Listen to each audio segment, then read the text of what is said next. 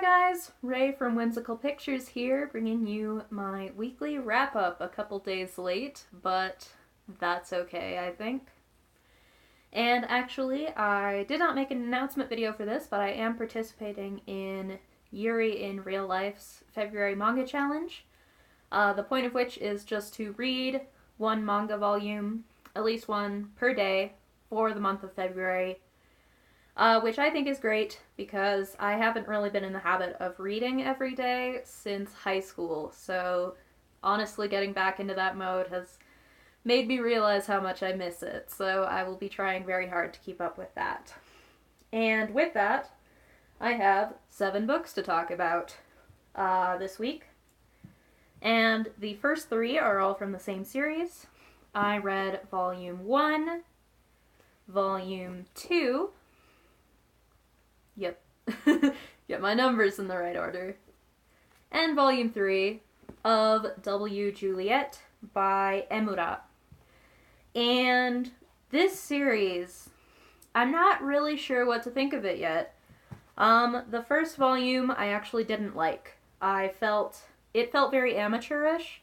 The first chapter is very obviously the one-shot that led to the series being serialized. And so there's a really big disconnect between that first chapter and the rest of the volume. But then even the other chapters feel disconnected from one another. It's very unclear, the passage of time. It's just a lot of beginner's mistakes, I feel like. But, you know, because it felt like a lot of the issues were her getting in the groove of having her first serialized manga. She mentions this is her first one. I figured that a lot of those problems would be resolved as the series goes on, and that is true. The next 2 volumes I enjoyed significantly more, but I still only ended up giving each of them 3 stars on Goodreads. And I'm gonna keep reading. I have 4 and 5, so I'm gonna keep reading. It's just, I'm not sure what to think yet. Because it does feel like a very rote romantic comedy.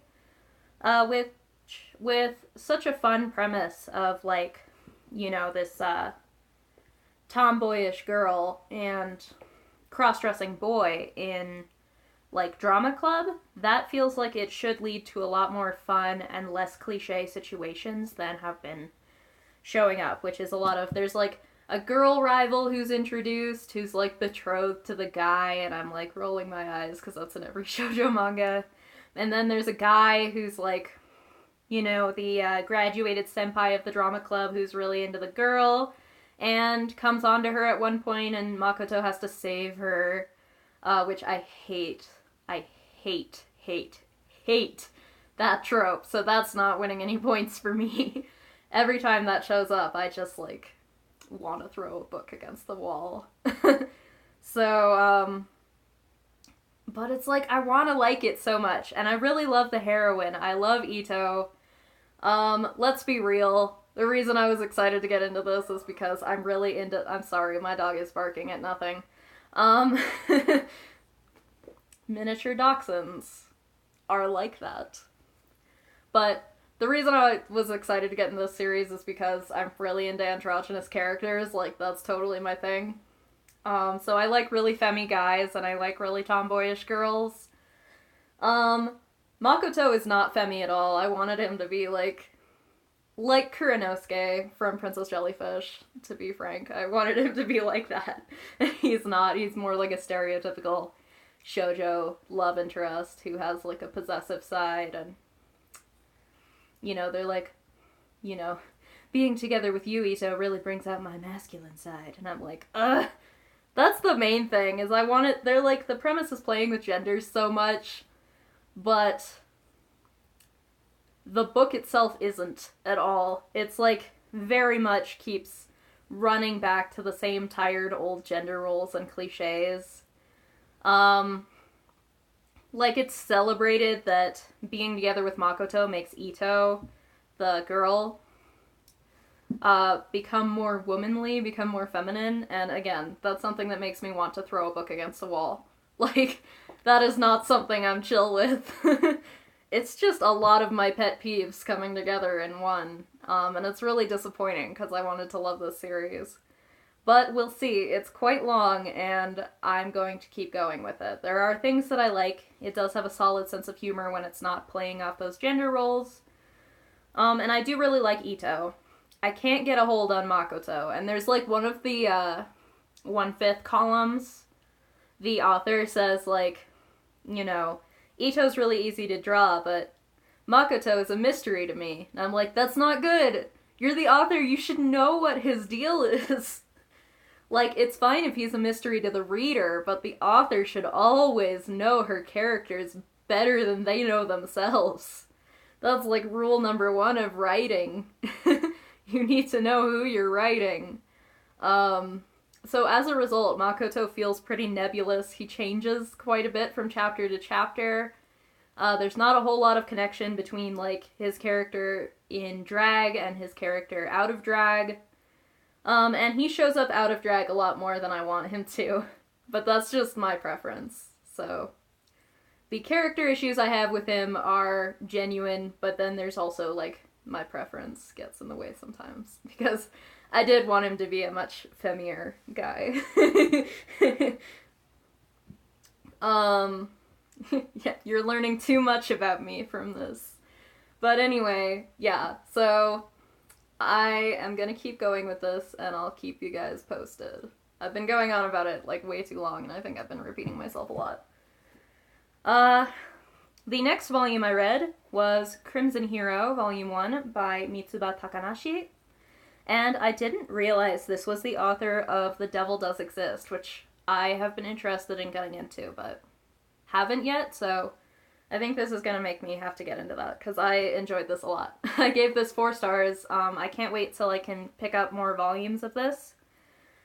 This was fantastic. It's a great start to a volleyball manga. Basically, you've got this girl, what's her name? Nobara. And her mom wants her to take over eventually as the hostess of this inn, like traditional Japanese inn. And so she really wants her to be, you know, taking up flower arranging and like hospitality and home ec and stuff like that. And all she really wants to do is play volleyball. And that's why she wanted to go to this school, but it turns out that this school is known for their boys volleyball team, but recently eliminated their girls volleyball team. And so she wants to sort of take up the reins of this old girls volleyball team and create a new volleyball team for girls. And as part of that, she ends up actually becoming the dorm mother of the dorm for the boys volleyball team, because she gets into a big fight with her mom and has to leave home, essentially. But so she's getting to know the boys volleyball team while also putting together a girls volleyball team. And I love her. She's so cool. This is basically who I wanted Ito Miura to be. She is an awesome, like, tomboyish, like, loud, brash girl, and I love it. You never see this type of heroine anywhere in manga, especially shoujo manga. And she's everything. I love her. But other than that, this already just has a lot of heart. It's really obvious she really cares about the sport. It's obvious the boys care about the sport, and by the end, we get introduced to a couple of characters who will presumably eventually end up on the girls' volleyball team, so I'm very excited about that. And yeah, just a very solid start to a sports manga, and I can't wait to continue. Dropped it. The next one that I read was one that I was very excited about, and one that did not disappoint, which is Siulil, The Girl from the Other Side by Nagabe. And this one is beautiful. I'm really glad that the Ancient Magus Bride is doing well for 7 Seas, because they tend to just sort of grab everything. Like, if they hit a cash cow, they tend to just go grab everything that they can find that is even remotely similar. And because of that, we end up with obscure little gems like this. And this is about basically a world where there are 2 different I guess, factions, the inside and the outside, which are separated by a wall. The humans live safely on the inside, and these beasts, these cursed beasts, like this guy, live on the outside. And it's said that if an outsider touches an insider, then the human will become cursed themselves and turn into an outsider. So within this world, we have this little girl, Shiva, who, for reasons that we don't know about yet, has been abandoned on the outside. And she's basically been taken in by this outsider, who we'll call Teacher because he doesn't seem to have a name. Who's really just taking care of her because she's been abandoned and he just can't leave her there. So it's described in the next volume preview as a tranquil fairy tale, which I think fits it very well. But it also has sort of that darkness just underneath the surface that it'll be interesting to see that peer its ugly head more and more. But the art is so stunning. This book creates such a wonderful atmosphere that's haunting, but also sweet and menacing at the same time. It definitely, the art style is very reminiscent of like older fairy tale illustrations or like older illustrated editions of Alice in Wonderland. That's what it reminds me of. It's drawing from a lot of different mythologies, not just Celtic and Gaelic, which I knew about, but also Hindu and Japanese and even Christian. So it'll be very interesting to see where this goes. I really enjoyed this first volume. I gave it 4 stars. And yeah, it is kind of a weirdly flimsy little book, but it's holding up really well, actually. And the spine didn't crack at all. So yeah, that's good. And the second to last book that I read, continuing in the fairy tale vein, was Liselotte and Witch's Forest, Volume 3.